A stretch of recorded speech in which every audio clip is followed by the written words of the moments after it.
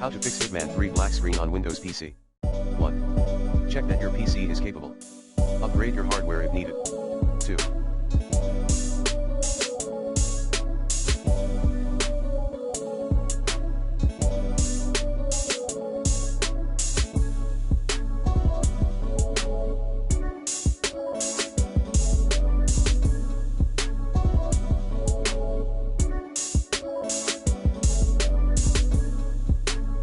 Allow Hitman 3 through firewall.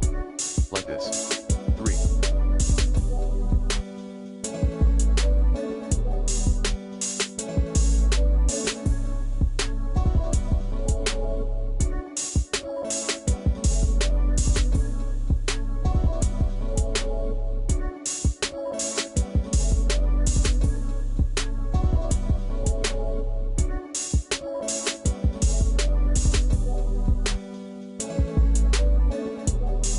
Update your graphics driver using the recommended fast driver updater in this video guide.